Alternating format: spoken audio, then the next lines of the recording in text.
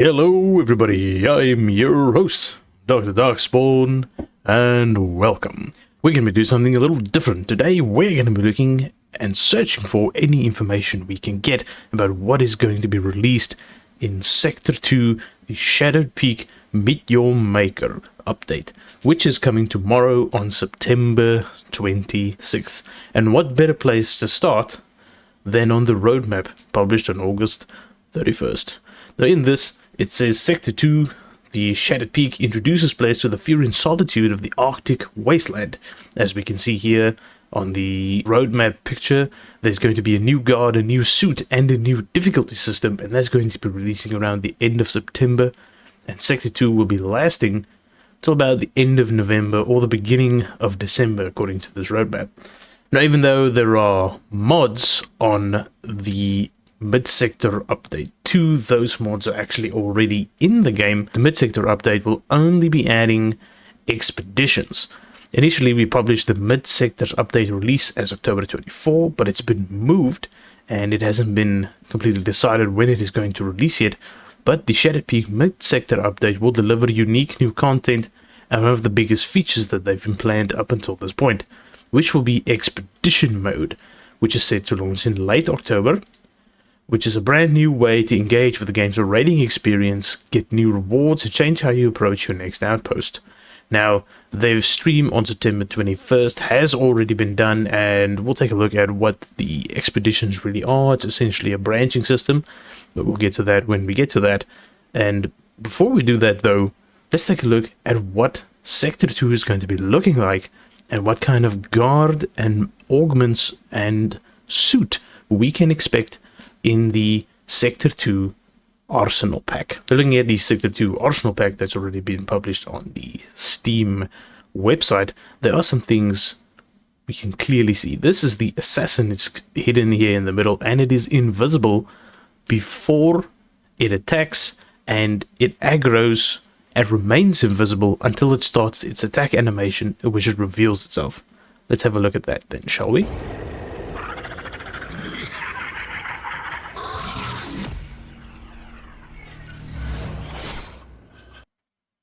Now, it was a little difficult to see what was actually going on, but if we skip a little back, we can see the assassin moving while it is invisible, and only when it attacks does it reveal itself.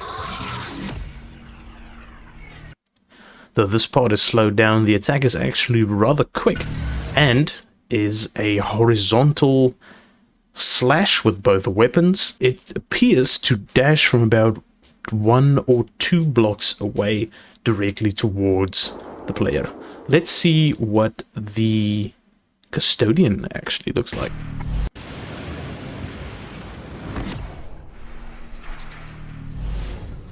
Based on these images, we can see that the custodian has got quite a block-shaped kind of head and has the ability to glide, and more than that, if we scroll down a little bit, we'll be able to see what it's got right here. But before we go towards the mods for both of them, we take a look at some of these pictures, and we can see that there are ice blocks that are coming, some blocks that look like hatches with metal on them that go on top of these ice, clear ice on the one and dirtier snow-covered ice on the rest. We have power relays, actually that's probably the most that it looks like, and some really cool metal, this looks like ladders stuck inside the frozen slanted bits of wall, and some cool white painted stripes that can get added to these blocks. So it does appear to look quite cool. The base model of the assassin looks really great with its ribs sticking out on the side and the what looks like exhausts on the top of its back. The fact that it doesn't have a neck and it's kind of just a head attached to a bunch of wires that is really, really thick and is really accentuated by that is looking absolutely amazing. Now, let's take a look at what mods the Custodian and the Assassin both have. The Custodian is called the Overseer and has 3 biolinks. The first one is the Slipstream Biolink, which allows you to slowly glide after jumping to avoid danger while still being able to attack or defend. And it allows you to reveal the Harvester path, the path that Happy walks, so that you never have to get lost in a maze ever again. and that is the Pathfinder Biolink. And the third Biolink is going to be the Scavenger Biolink, which allows you to see the location of forsaken tombs and other resources by highlighting them through the environment. I assume by other resources that they mean the little square blocks of parts and synthite will be visible through walls at a certain distance depending on the rank of this Biolink. For the Assassin, it's a terrifying hunter that relies on stealth to ambush its target. It is a stealth master and remains nearly imperceptible until they unleash their attack. So, just like we saw in the video, once it triggers from Bloodlust or the raider enters the trigger range of the Assassin, it'll remain invisible, it'll make a noise, a little bit of a noise, and it starts following the player, and once it attacks, it uncloaks and then tries to slay the player. Not before, so this will be great for catching the raider off guard, especially in tight corridors where the raider is limited towards going left and right and not more than half a block up in height, since we did see that the attack does not go up above the assassin to the floor. Unlike the Warmonger, it goes left to right. There is no fall damage on the guard, as it states here. Builders can get creative as this guard is not affected by fall damage, and they can drop from any height to kill unsuspecting raiders. Now, should they fall and have Bloodlust on them, they'll aggro mid-air, and I'm assuming that once they fall, it will cancel this animation and they will immediately go into that, which is something that I'm expecting to be used by the best builders in the game. For the horizontal slash attack, though, a punishing dash attack here on the bottom. When attacking, the assassin performs a medium range horizontal slash attack that's difficult to avoid. Now, based on what we saw in the video, it dashes before it reaches the player. It stands still for about half a second or a second. It stands still for about half a second, then dashes forward at about a range of 1.5 to 2 blocks. And we can see that here clearly on the Meteor Maker Sector 2 dev stream VOD, where he's about to get hit here by the assassin wearing armor. It dashes from about 1 block away. As you can see, he's standing sort of away from the edge on this 1 block that it dashed, and the assassin was standing beyond that, about half a block down onto the slant. So we can presume the range for this to be about 1.5 blocks. And we can see this here again at another point within the stream, where it's standing about 1 block away in distance on the left side where it aggroed. It started its dash, and he's going to move, and as you can see, he's standing on the other edge at least 1 block away, but a little bit more if you know about the distancing and the POV in Meteor Maker.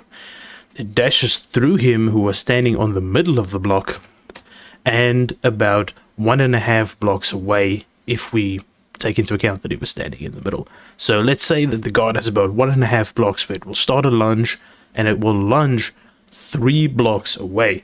This will make it really difficult to dodge, but it should be dodgeable if you grapple in the opposite direction and do a momentum jump, where just as you reach the end of the grapple, you jump instead of just letting the grapple cancel on its own on the floor, and in that way keep your momentum that the grapple chain has given you. Here we could see 2 things from the dev stream, and the first is going to be all the mods that the assassin will have, how its armor looks, and how little of the legs of the assassin are actually covered. Now, I've already seen how it was destroyed mid-dash by the Fury lunging and destroying its legs mid-dash, so it is parryable in a sense, but it will be very, very difficult to do. And if your frame rate's not really good, especially on certain maps right now that use glass blocks, I wouldn't recommend this. I would just recommend shooting them, which should interrupt their animation, and then finishing them off with your secondary, or just shooting them again with your primary. Looking at the augmentations here, we can see that it has armor, it has bloodlust, it has deadman switch, it has increased attack rate, it has increased movement speed, it's got optic, and it's got short leash. The same as any normal guard we have. Nothing really unique in terms of the augmentations towards this. The Enforcer has all of these mods.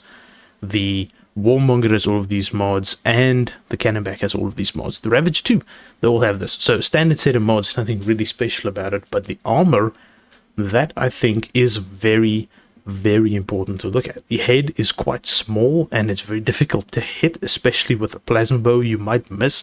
It ducks lower when it's going to perform its horizontal slash, and with that in mind, you might miss, you might panic, you might jump and then shoot towards its chest. And with it ducking down, it also covers actually a portion of its legs with armor, making it even more difficult to shoot the legs with a plasma bow. So to take these out, I would probably recommend using a Volt Lancer to repeatedly stun them, or a demolition cannon, or just using an arc barrier to catch it and then turn around as they've dashed through you to hit them in the back. Now, it wasn't shown in the video, but something I can tell you that will happen for sure is that these dashes will kill other guards and will kill other traps. And instead of like the Warmonger where it kills everything behind it, and on the floor where the hit is, and on the roof everything that it hits through, this will have a much lower chance of destroying everything if the player is in a position where it doesn't let the assassin dash into other traps, like a piston or a plasma sentinel that's on the walls of a 1x1 hallway, for example. It's another great visibility of the new textures and new blocks that are going to be added in the new update.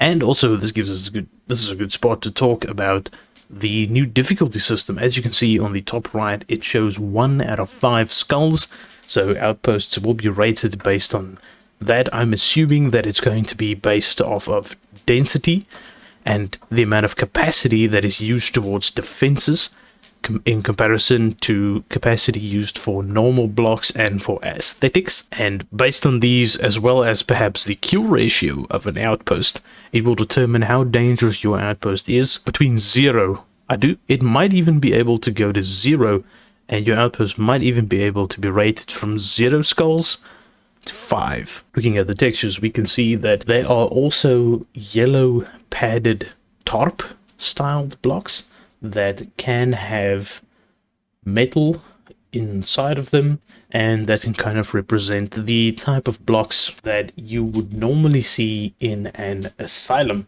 as well as having fans active on some of the blocks. Now, on top of that, there is also a decal that has been cracked ice and has skulls sticking out of it, skulls with metal stuck inside of those skulls, and of course somebody's high-heeled boot.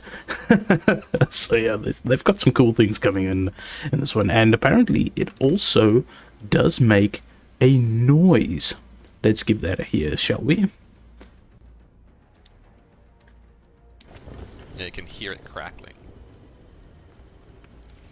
And the next one... Some very slight crackling on that. You gotta really stand and listen to it. But the ice crackling and slightly melting is pretty cool and very nice detail. Here's another clip from the VOD where they're gonna be showcasing the assassin, how it moves, how it falls, how quickly it reacts to the player after it falls, and of course how long he's locked in animation, and how much of a noise he makes when he goes through the corrosive cube. So let's give that one a watch. Yes, here. So assassin is already going up. It's up there. Assassin should eventually... Now you see here, he has a bit of an animation where he goes half prone, and you'll notice that the noise that the corrosives made was a lot softer than a normal guard, like an enforcer, a warmonger, etc., would be making if they fell through. Land here. And immediate recovery within 0.2, 0.3 seconds, about less than half a second, definitely, after he falls, and he's already standing again. You can see the legs here on the left and the right, and it is ready to pounce almost immediately without any mods to help it. That's just the base speed that it recovers with. And there it is. But he didn't die. But if you wanted to make him explode, how many acid cubes would he need to pour? The answer just one at the top. But, right, let's give that one another watch and we can see how quickly everything goes through without me commentating over it. Assassin should eventually land here, and there it is. Now we're gonna watch that just one more time to let the absolute nuttiness of that sink in. Look at this assassin speed when it drops down and how quickly it recovers from the falling animation, and how small the aggro animation is compared to the other guards. There it is. Look how quickly it aggroes. Aggro done. Didn't make much noise, but it did make a little bit of noise when aggro had this grumbling noise that it made, and it just immediately ran to the player. There it goes into the horizontal slash immediately when it unstealths, and will just be absolutely nuts to see it go into the wasteland and wreck players this amazingly. It is super fast, it is super silent, it makes less noise than other guards going through the corrosives, it doesn't take full damage, so you can drop it from a massive height, you can path it to drop from the top of a massive room that perhaps has, you know, a 12 block high ceiling, and then have it fall with bloodlust to try and hide where the guard is really coming from without really creating a big safe spot for the player to spot. It looks absolutely crazy. Now, unfortunately, we're going to have to address the biggest concern that I have for this update, and that is going to be the holocube that has not been given the exact same textures as the bedrock in the Shattered Peaks outposts. Now, looking at the bedrock on the right behind the Fury Sword, we can see that it's got some lighter white colored snow filling in some of the cracks, clearly identifying it as being part of this outpost and filled with snow. It's been here for a while, the outpost has been here, great, you've built on it, there it is, it's natural.